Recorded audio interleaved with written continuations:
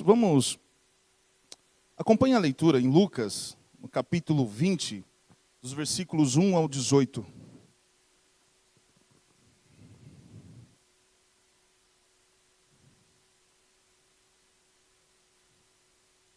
Aconteceu que num daqueles dias, estando Jesus a ensinar o povo no templo e a evangelizar, sobrevieram os principais sacerdotes e os escribas, juntamente com os anciãos, e o arguiram nesses termos: Dize-nos com que autoridade faze estas coisas? Ou quem te deu esta autoridade? Respondeu-lhes: Também eu vos farei uma pergunta. Dizei-me, o batismo de João era dos céus ou dos homens? Então eles arrazoavam entre si.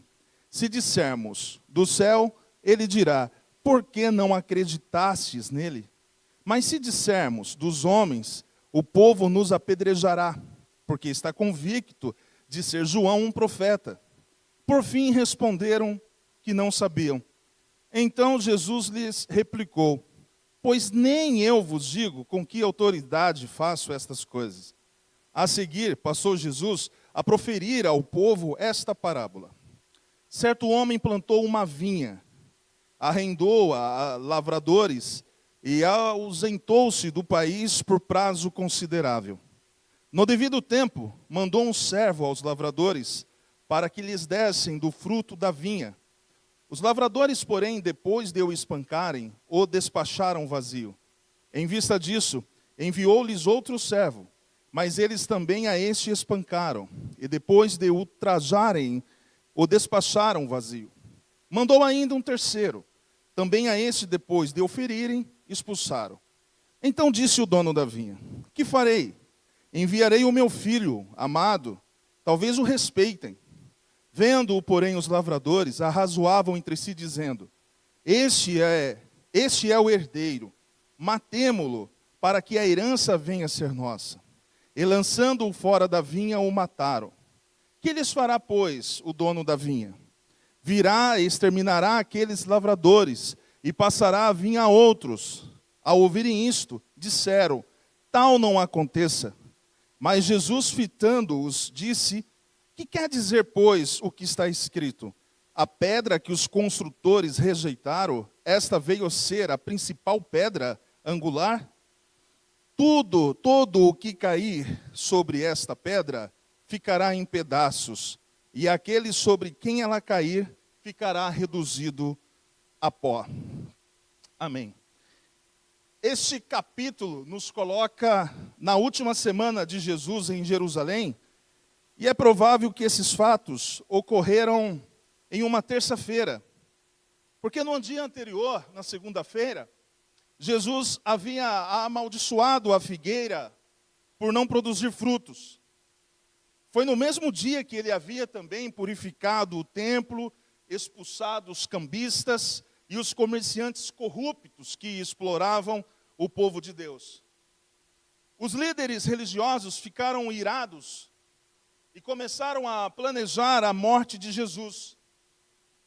Agora, na terça-feira, pela manhã, quando Jesus volta a Jerusalém, os líderes apóstatas estão prontos para confrontá-lo.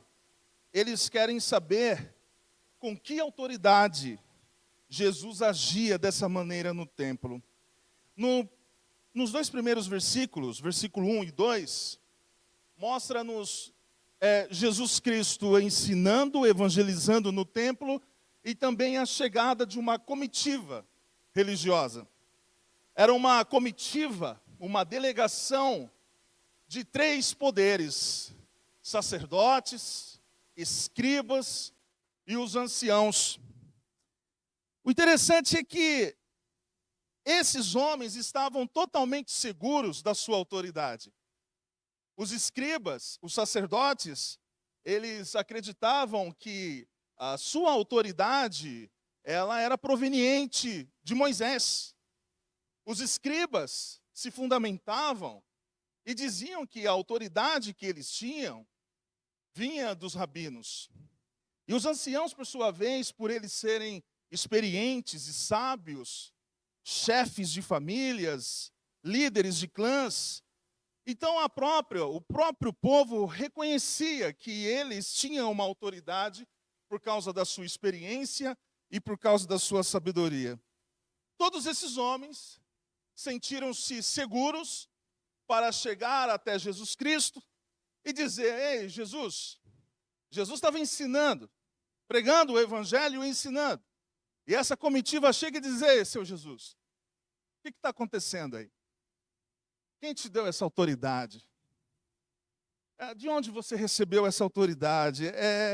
Quem mandou você chegar aqui? Que tipo de autoridade é essa que você chega aqui no templo e vem atrapalhar tudo? Chutando, batendo, e chamando a gente de corrupto.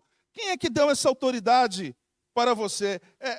Parece que isso foi um questionamento, né? Mas é uma repreensão. É como se eles estivessem dizendo assim: ei, Jesus, nós somos a autoridade aqui. Nós somos. Nós temos um pedigree religioso. Você não tem. Você não nasceu com esse poder, com essa autoridade. Você não vem de uma família sacerdotal. Você não tem um pedigree no seu nascimento. Você não foi treinado para isso. Você precisa rever as suas ações. Que história é essa? Como você chega aqui no templo, dando sentenças condenatórias para nós, falando que o templo é um covil de ladrões. O que você pensa que é? A intenção dos líderes era demonstrar diante da multidão que Jesus usurpou um papel de liderança que ele não tinha. Mas Jesus, ele não foge da questão e ele responde a essa pergunta com uma outra. Versículo 3 ao 4. Respondeu-lhe Jesus: também eu vos farei uma pergunta. Dizei-me, o batismo de João era dos céus ou dos homens? Por que Jesus traz João para esse cenário? Foi uma pergunta muito inteligente. Jesus queria que eles afirmassem ao povo o que eles pensavam a respeito do precursor de Jesus. Porque João havia sido enviado por Deus e Jesus então agora coloca eles numa sinuca de bico para que eles possam responder diante da multidão o que de fato eles pensavam em relação a João. Então Jesus está perguntando aos líderes religiosos: o ministério profético de João, ele veio dos céus ou veio dos homens? Versículo 5 ao 7. Aponta que eles retiraram temporariamente, e iniciaram uma discussão interna, buscando inutilmente uma saída para aquele dilema. A conversa deles via Google Meet ou pelo Zoom era o seguinte: olha, se dissermos que o ministério de João era de Deus, ele vai dizer assim: mas por que vocês não acreditaram? E se nós dissermos que o ministério profético era um dos homens, o povo vai nos linchar aqui. Nós estamos perdidos. E então Jesus, ele fez uma pergunta inteligente que os colocaram em um dilema, e a resposta deles, no versículo 7, é simples, assim: não sabemos. A gente não sabe. Eles chegaram com tanta pompa de autoridade, né? E agora Jesus pega eles no contrapé e a resposta deles é: mentira. É claro que eles sabiam. É claro que eles sabiam e eles acreditavam que João era um mero homem e que Deus não havia enviado. Eles sabiam disso. Eles não são inocentes. Eles não são inocentes. Eles sabiam muito bem. Você percebe que nos versículos anteriores, eles estão ali dialogando. Olha, peraí, se nós respondermos isso, ele vai vir com essa. Eles sabem, eles não são inocentes, mas eles estão com medo de responder diante da multidão, porque havia muitas pessoas para celebrar a Páscoa, o pátio do templo estava lotado. Então, nesse momento, o melhor que esse grupo de homens considerados religiosos, perspicazes, espirituais e cheio de autoridade, o que eles poderiam fazer? Eu não sei. Nós não sabemos. Era isso que eles tinham para responder a Jesus Cristo. Eles poderiam ter pelo menos uma coragem de dizer: nós não acreditamos que o ministério de João tem alguma conexão com Deus. Covardes, eles sempre se preocupavam com o que o povo pensava. Eles oravam para o povo. Eles faziam as suas esmolas para que o povo pudesse observá-los. Eles sempre estavam preocupados com o que a maioria iria pensar. Nós estamos vivendo um período em nossa nação, ou você pode até viver em uma atmosfera familiar, social, ou na sua empresa, que você precisa ter coragem de assumir quem de fato é Jesus diante dos homens. Você precisa ter essa coragem de assumir que Jesus é o teu Senhor, que Jesus é o teu Salvador, e que os seus pensamentos, a sua vida, estão sob a autoridade de Jesus. É ruim uma pessoa covarde, que não tem coragem de se posicionar, quando todos estão falando que Jesus é simplesmente um homem, que Jesus é mais um profeta. Mas a igreja do Senhor deve reconhecer que o Jesus é o Cristo, o Filho do Deus vivo. Observe o que está envolvido, então, nessa resposta. O medo dos homens superou o medo de Deus. Eles tinham mais medo das pessoas e como os outros podiam reagir. Não é? E a resposta, versículo 8, que Jesus dá a esses homens, por eles ter perguntado de onde vem a sua autoridade. Então a resposta de Jesus é a seguinte: olha, já que vocês não me responderam, se o meu precursor, ele batizava pela autoridade de Deus, de que ele chamava o povo ao arrependimento pela autoridade de Deus, eu também não irei responder a vocês. Olha o que está no versículo 8. E Jesus lhes disse, então Jesus lhes replicou, pois nem eu vos digo com que autoridade faço estas coisas. Depois de 3 anos ensinando, realizando milagres, o Senhor Jesus havia providenciado muitas provas de que ele era o Messias, e ele não daria mais nenhuma informação adicional a respeito dele. Os líderes religiosos não estavam dispostos a reconhecer as credenciais do precursor de Cristo. Então Jesus também não está interessado em responder para eles. Será que Deus precisa provar mais alguma coisa para você de que Ele lhe ama? Há muitas pessoas que quando falta algo material em suas vidas, elas dizem, não sei se de fato Deus me ama. Por quê? Faz 5 anos, 2, 3, 6 meses que eu estou desempregado. O meu vizinho, sempre vem com esses papos, o meu vizinho é ateu, o meu vizinho é um bandista, e ele está empregado com carro novo, a família dele parece ser feliz, mas eu vou para a igreja todo domingo, dou dízimo, oferta, participo da escola dominical, evangelizo, e estou aqui desempregado, com um palho. O palho é meu, tá? E as pessoas começam a fazer uma relação do amor que Deus tem por elas em resposta a coisas materiais. Será que a cruz não é suficiente para provar o amor de Deus que foi derramado em nossos corações pelo Espírito Santo que nos foi dado, de que Deus nos ama? Será que nós precisamos de algum profeta com o dedo em riste, dizendo, minha irmã, Deus mandou lhe dizer que Ele lhe ama? Isso te arrepiaria? Mudaria a sua vida? Por que não acreditar na autoridade da palavra de Deus em João 3,16? Porque Deus amou o mundo de tal maneira que entregou seu próprio Filho, para que todo aquele que nele crê não pereça, mas tenha a vida eterna.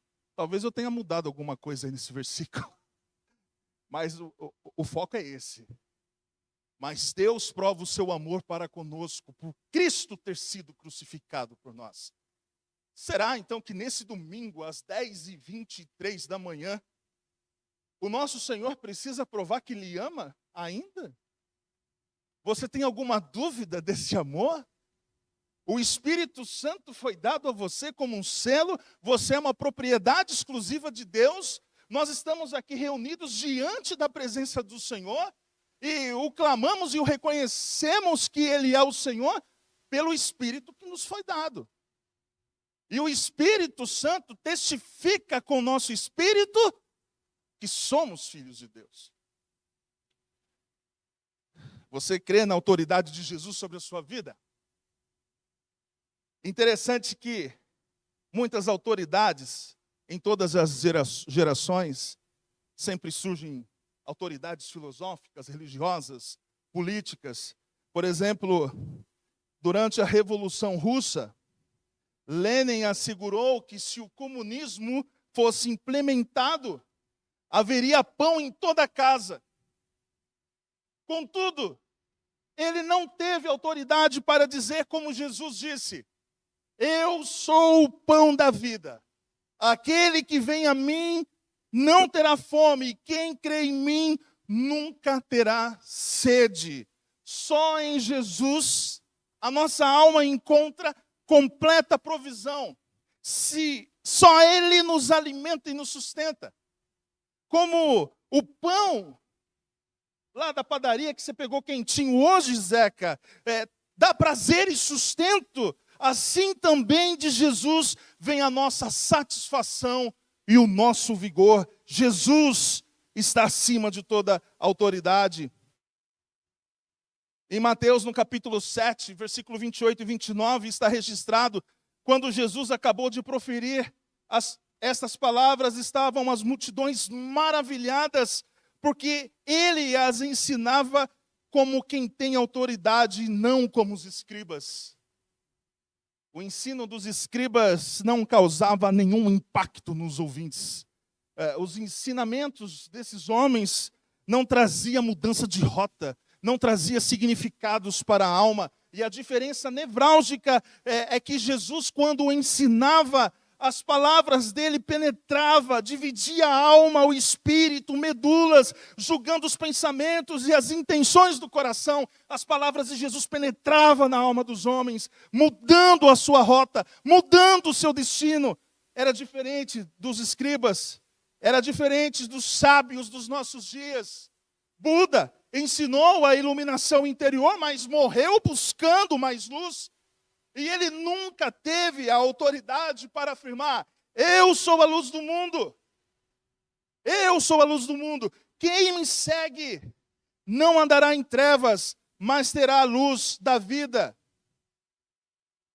As luzes que muitos iluminam, com que muitos iluminam as suas vidas, desaparecem quando eles enfrentam o vale da sombra da morte. No entanto, a luz que Cristo dá a todos os seus seguidores jamais falhará. Os escribas, as autoridades, os pensadores dos nossos dias ensinam um caminho, mas somente Jesus é enfático, é funcional e é eficaz para a nossa alma. Freud acreditava que a psicoterapia curaria as feridas emocionais e espirituais das pessoas. Mas Freud nunca disse para ninguém, porque ele não tinha autoridade para dizer isso: deixo-vos a minha paz vos dou, não vou lá dou como o mundo dá, não se turbe o vosso coração, nem se atemorize. Somente Jesus tem essa autoridade, porque Jesus, Ele é a nossa paz. Quando Jesus, por seu sacrifício, nos reconciliou com Deus, Ele nos ortogou a paz com Deus, habilitando em nós o Espírito Santo em nossas vidas que nos traz paz. Jesus está acima de toda autoridade. E esses homens tinham dificuldade para reconhecerem isso. Como Jesus havia perguntado para os fariseus, e não houve uma resposta, A partir do versículo 9, Jesus começa então a dirigir a multidão, já que esses líderes, tão perspicazes, não conseguem responder. Eles deveriam reconhecer Jesus, eles deveriam saber o que as Escrituras falavam em relação a João. Está aí o versículo 9, para que os irmãos possam acompanhar. Do versículo 9, Jesus então começa a contar uma parábola. Cristo voltou-se para a multidão e contou uma parábola que, com certeza, aqueles homens remeteram-se a Isaías, no capítulo 5, verso 1 ao 7, para explicar como Deus lidava com a nação. Então, certo homem plantou uma vinha. O plantio de uvas era uma das principais ocupações na Palestina. E envolvia grande investimento de tempo e dinheiro. Então, esses homens, donos de vinhas, eles arrendavam aos lavradores a sua vinha. E através do emprego de arrendatários, o dono das terras costumava receber cerca de 1/3 da colheita como aluguel. Veja o versículo 10. Num devido tempo, mandou um servo aos lavradores para que lhe dessem do fruto da vinha. Os lavradores, porém, depois de o espancarem, o despacharam vazio. O aluguel era recebido por um agente, por um servo. E Jesus indicou que os servos aqui são os profetas que Deus havia enviado para mostrar para Israel que eles deveriam se arrepender e voltar para Deus. Mas muitos profetas foram maltratados pelo povo, chegando até a ter mortes violentas. O profeta Elias fugiu para o deserto por causa da perversa rainha Jezabel. O profeta Isaías, segundo a tradição, foi serrado ao meio com uma serra de madeira pelo rei Manassés. O profeta Jeremias foi constantemente maltratado, falsamente acusado de traição, jogado em uma cisterna. O profeta Ezequiel enfrentou o ódio e hostilidades semelhantes. O profeta Amós foi forçado a fugir para salvar a sua vida. O profeta Zacarias foi apedrejado até a morte, perto do altar. João Batista, o último profeta do Antigo Testamento, foi decapitado por Herodes. Os líderes judeus foram cruéis com os servos de Deus. E os líderes atuais, naquele momento que Jesus estava ensinando, sabiam disso. Mas o que eles não sabiam totalmente era que eles estavam prestes a ser cruéis com o próprio filho do dono da vinha. Eles estavam prestes a matá-lo. Versículo 13 e 14. Então disse o dono da vinha: que farei? Enviarei o meu filho amado. Talvez o respeitem. Vendo-o, porém, os lavradores arrazoavam entre si, dizendo: este é o herdeiro, matemo-lo para que a herança venha a ser nossa. Os lavradores viram o filho do dono da vinha como uma ameaça que deveria ser descartada. Eles agarraram e o mataram e o atiraram para fora da vinha, deixando o corpo apodrecer. Esse ato vil de matar o filho do dono da vinha foi o choque final. O dono da vinha era bom, paciente, porque ele havia enviado muitos servos para receber, e eles os mataram, esses servos. Aqui é Deus. Ele foi paciente, longânimo, mas agora mataram o filho dele. E ele não poderia deixar isso impune. Assim, quando Jesus perguntou à sua audiência: o que fará o dono da vinha em relação a tudo isso? Em Mateus, no capítulo 21, verso 41, está escrito assim, o povo respondendo, o povo reconhecendo: fará perecer horrivelmente fará perecer horrivelmente a esses malvados e arrendará a vinha a outros lavradores que lhe remetam os frutos nos seus devidos tempos. Ao ouvirem isso, eles gritaram: tal não aconteça. Versículo 16 do capítulo que nós estamos aqui refletindo. Essa expressão literalmente significa: Deus me livre. É um pensamento horrendo. O dono da vinha iria retirar a vinha daquelas pessoas e ia passar para outros. Jesus está dizendo o seguinte: a misericórdia de Deus um dia vai chegar ao fim. A paciência de Deus com vocês vai chegar ao fim. Porque Deus enviou profeta após profetas. Vocês rejeitaram esses homens. Vocês endureceram seus corações quanto à verdade.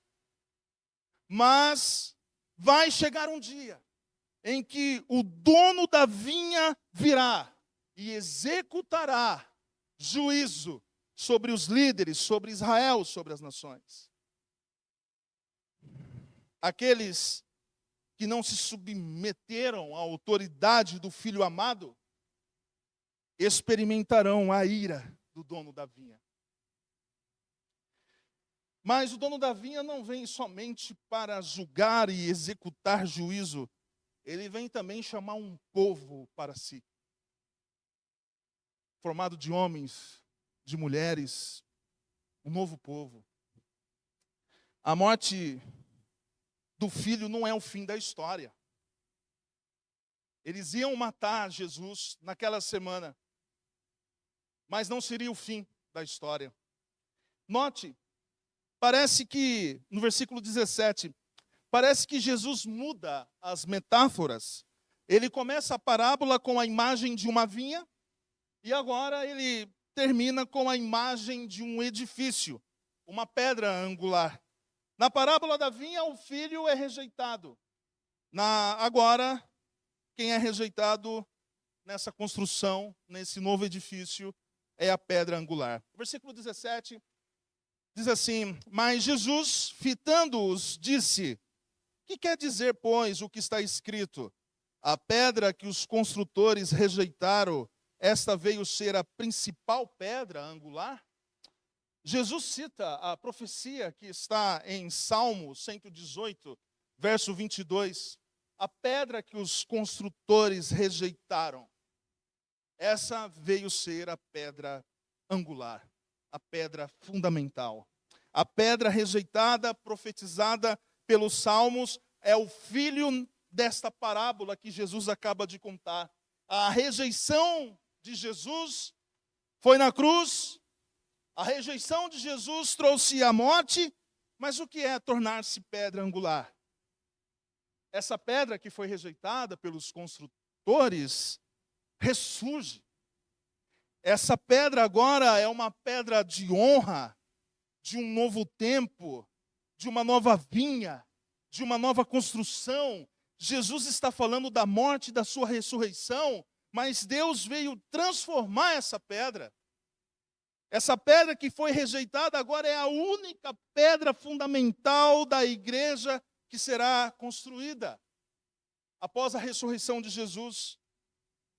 Os escritores bíblicos estabeleceram que o reino que Deus construiu seria edificado sobre Jesus Cristo, não sobre Pedro, mas sobre Jesus Cristo.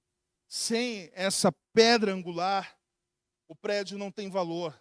Cristo é a pedra angular onde todo edifício, todos os remidos através dos séculos são encaixados e unidos em um só templo como pedras vivas, a qual na carta de Pedro está relacionado. Versículo 18. Todo o que cair sobre essa pedra ficará em pedaços, e aquele sobre quem ela cair ficará reduzido a pó. Jesus tem toda a autoridade dada por Deus Pai. Mas essa autoridade não o transformou em um filho mimado, estragado. Essa autoridade é de um filho obediente, que obedeceu ao seu Senhor até a morte, e morte de cruz. Ele veio sofrer, ele morreu, ressuscitou, para ser levantado como uma pedra angular, para edificar a sua igreja. Portanto, todos que se submetem à autoridade do Filho serão postos sobre essa rocha preciosa, sobre essa pedra, a qual pode vir os ventos, pode vir as tempestades, pode vir o câncer, a pobreza, o desemprego, todas as perseguições possíveis, mas aqueles que confiam, que estão firmados nessa pedra, jamais serão abalados, jamais serão envergonhados. Mas aqueles que não creem, aqueles que rejeitam o Filho amado, para eles, Jesus não torna-se uma pedra angular. Para aqueles que rejeitam a autoridade de Jesus, para aqueles que não querem viver sob a autoridade de Jesus, Jesus não será uma pedra angular. Será uma pedra de tropeço. A rocha que faz cair. Onde você está firmado? Assim como aqueles líderes religiosos que estavam diante de uma decisão a ser tomada, talvez hoje seja o dia de você tomar uma decisão. Jesus é o Filho de Deus. Jesus é o Messias. Jesus é a autoridade. Ele tem autoridade nos céus e na terra. Você vai se submeter a Ele? Ou você deseja submeter a sua própria autoridade ou qualquer outra que não seja Jesus? Mas talvez você já tenha feito isso. Talvez você esteja convicto de que Jesus é o teu Salvador. Talvez você tenha a plena certeza que Ele é o teu Senhor, que Ele é a tua rocha, que Ele é a tua fortaleza. E se você tem essa certeza, você faz parte de uma edificação eterna, que não tem comparação com absolutamente nada nessa terra, a igreja de Cristo, a igreja universal. Agora, a resposta que aqueles que fazem parte da igreja universal dão a Deus é se unir como igreja em um endereço, em um local, e ter comunhão. Cantamos aqui hoje que Jesus é a nossa pedra angular. Mas se você não gosta nada disso, se você não gosta desse ensaio que estamos tendo aqui, porque a vida eterna é comunhão com o Pai e com seu Filho, se você não gosta de se reunir como igreja, se você não gosta de se reunir como um membro de uma igreja, e diz assim, eu não preciso de igreja porque eu sou a igreja, seu lugar é o inferno. Porque é lá que as pessoas que gostam de liberdade, vão viver lá. As pessoas que não gostam de viver sob a autoridade de Jesus, e acham que são autossuficientes, o céu não vai ser o teu lugar, porque Deus não quer te chatear.